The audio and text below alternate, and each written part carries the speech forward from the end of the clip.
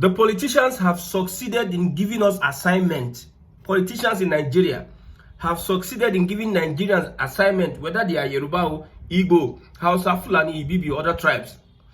They are telling you people to fight yourselves over nepotism, over appointment by the federal government. And there are very, very salient issues that we are leaving unchecked.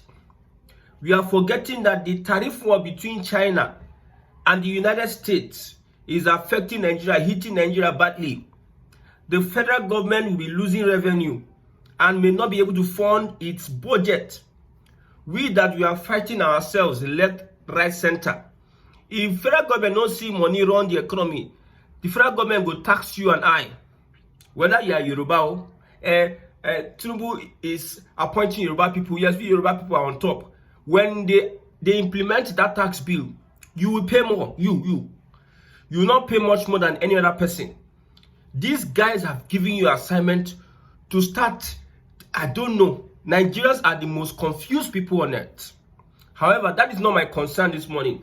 My concern is that the Fulanis have refused to join vigilantes in northern Nigeria.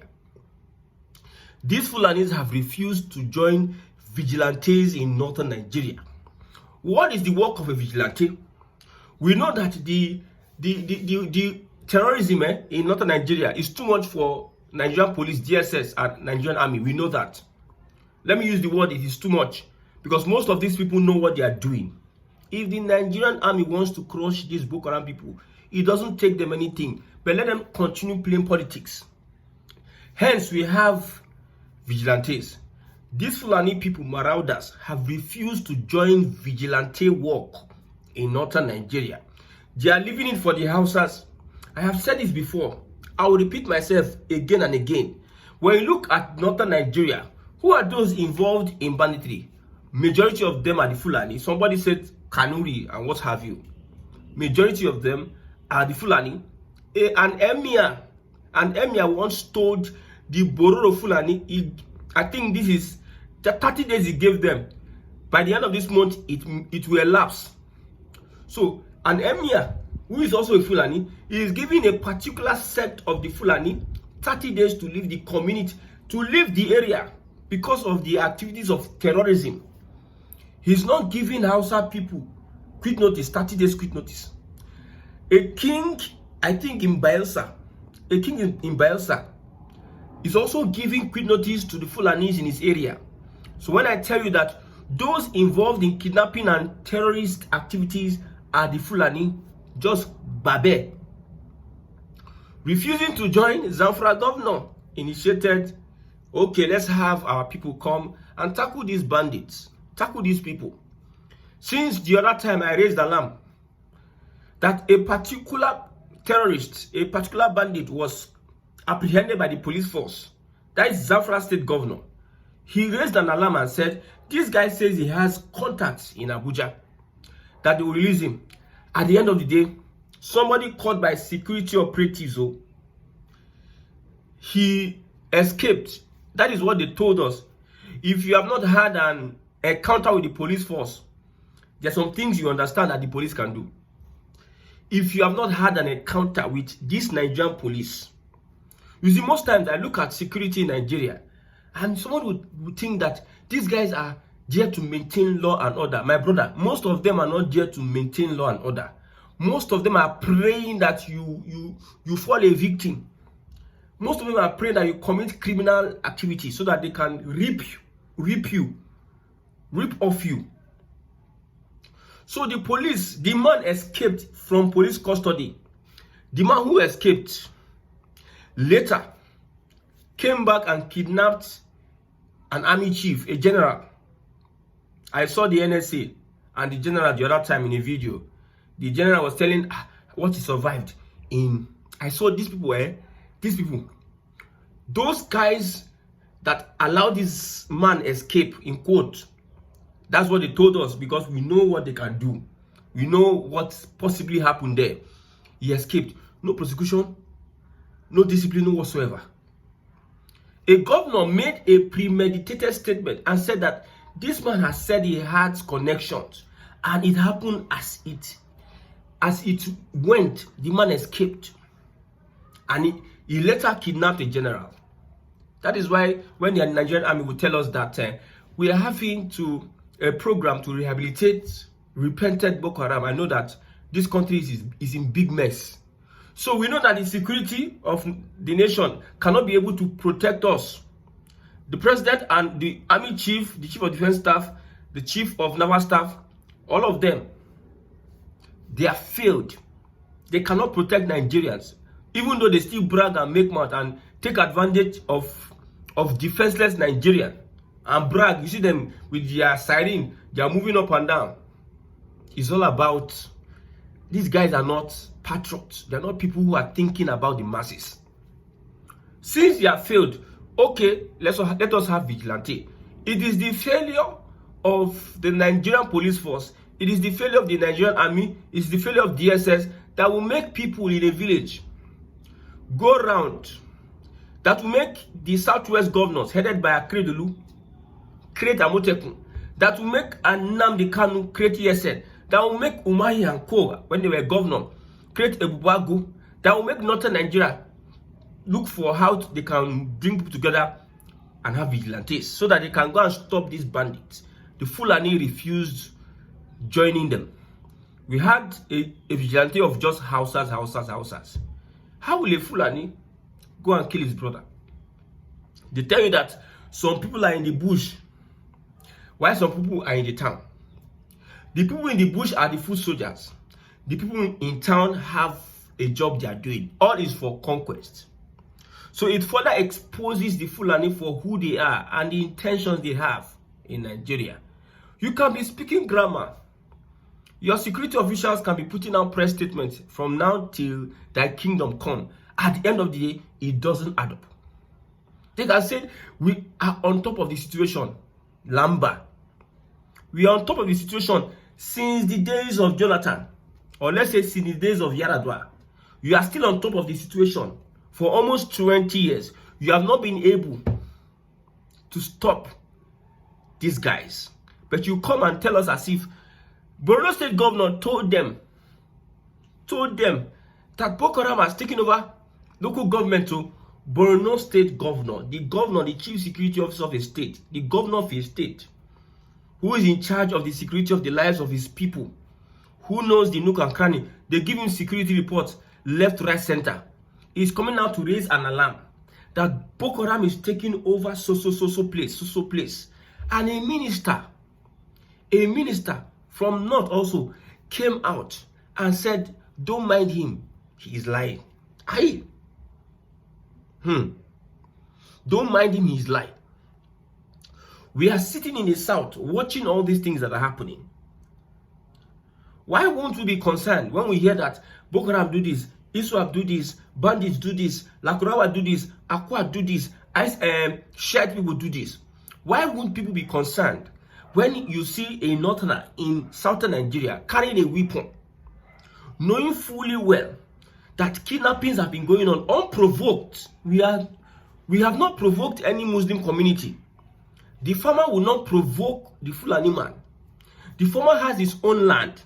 Somebody will come from some Futajalon, Senegambia, come and encroach on your property, and the person will threaten to kill you without any provocation. So when the Southerners see all these things happening, why wouldn't they be so fearful that anything that carry guns is a terrorist? Of course, because of these activities that is happening in the south, in the northern part of Nigeria, that the northern politicians are even they don't care. That is why you see such actions as the 16 people that were killed in Orobi. Okay, the northern people have said a lot of things about blah blah blah. We will do this, we will do that. Thank God that the North did not escalate this issue. Probably because of the governor went to beg, which is for me is foolish. You are going to beg a governor who his people have been tormenting your people, have been killing your people. You know, we also know that in Edo State, some people from the community also get involved in kidnapping. In every community, there are always criminals. But the Fulani are the ones that come and open the eyes of people. Lucrative, they will hear from news. you kidnap this one, you're asking for 100, so. You do video. The Fulani guys will do video. Even on TikTok, they will do video and show the victims and display money. Some of the criminals in that community will look at this and say, of course, it seems there's something in this. So it is the legacy that the Fulani is setting up in the localities that is making some other persons get involved in the same kidnapping. I've told you that the Fulani, they are a willing tool in the hands of anybody to scatter anywhere and take over anywhere. That's why the British, before they left, in quote, as they said, they carried the key of Nigeria and put in the hands of Northerners, because they know that those people, they have nothing to offer.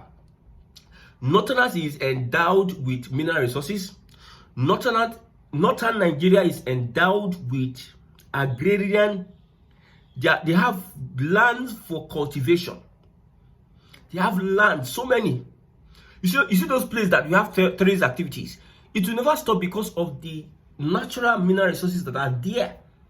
Northern Nigeria is self-sufficient, but because the Fulani is coming, the Fulani have an evil agenda against the people of the southern part of Nigeria. That's why you see they leave northern Nigeria. You have leaders, you have politicians, you have senators, you have House of Rep members, all of them there.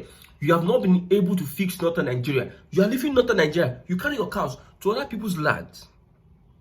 And you are using the excuse of the constitution says anybody can go anywhere, reside anywhere, and stay anywhere. That is what you are saying. You know, when people want to do stupid things, they look for an excuse to do stupid things. I see it as so we now understand all the things I've been saying for a very long time. These guys are responsible for the insecurity happening in Hausas. I thank God, all this awareness we are pushing today, you would think it does not have an impact. It does not ignite a lot of things. My people's eyes are being opened to the realities. I've not heard of Fulani killings in Enugu of recent, because everybody needs to be awake and make sure that you become alive, stay alive first. Don't allow the negligence of a security officer, stupidity of an agency of government. They just take your life because they themselves, they don't value themselves, they don't value your life, and you're expecting them to protect you. You find ways to defend. See, that's the right God gave to man, the right to life. Except you commit criminal activity, you might be subject to the laws of a particular place or the laws of the land. But God gave us the right to life, and that right we have, we use it judiciously. We defend ourselves against any marauders. I don't know, what have we done to these people that they will come? You see the arrogance of their leaders, the attitude of their people. That means they are not remorseful at all. Even those that try to come to gaslight everybody and say, yes, we do not support the killing. Till today, an average Northerner, an average Islamic Fulani fundamentalists have refused to accept that Deborah was killed extrajudiciously. The act carried on Deborah is jungle justice and is against the constitution of the land. That day, they packed lawyer SAN over 50. And the judgment was in the northern part of Nigeria. And who was the president? Buhari, grand matron of Miyetti Allah. Miyetti Allah is the umbrella body of all these Fulanis, especially those that are committing crimes here and there. You are not hearing about Miyetti Allah again and their leader. You are not hearing. These guys know the atrocity they have committed. Minister of Interior under Buhari took 100 billion and gave to Miyetti Allah to stop the killings. Look at, as a human being that you have sense. Miyetti Allah, Minister of Interior, they carry money, 100 billion, give Miyetti Allah, they should stop killings. Where is the sovereignty of Nigeria? What's the essence of we putting out budget for defense and all have you? What's the essence? The other Igbo man is coming to Southeast Nigeria, begging Igbos to don't allow the slots meant for Southeast in the Nigerian army. You people should come and take this opportunity. We are not against the fact, we are not saying that people should not serve their fatherland. But when we are saying what we are saying, you turn deaf ear.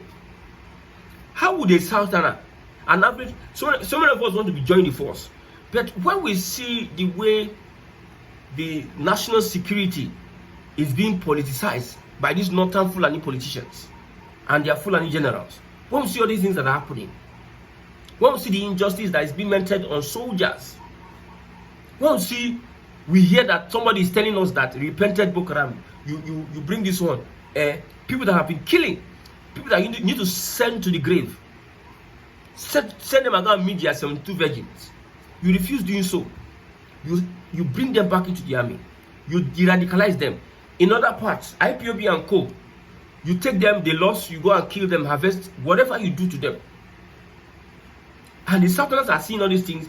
If you're a Southerner, you, Mr. Emeka, that you're coming to the Southeast because you're a general, you are coming to the Southeast to tell Southeasterners, don't allow your slot to be taken by Northerners and fill in your slot. How do you think that by just saying such a thing, people will just want to join the army? You don't have to get to the extent of trying to convince people. All of you know the reasons why Southerners are not really interested in joining the Nigerian army, especially the Nigerian army, because of the Fulani influence in our security system. Look at Jonathan. Brought somebody here, Jirika, that was hitting this Bokoharam hard. Northern people came together and said, no, you are killing our people.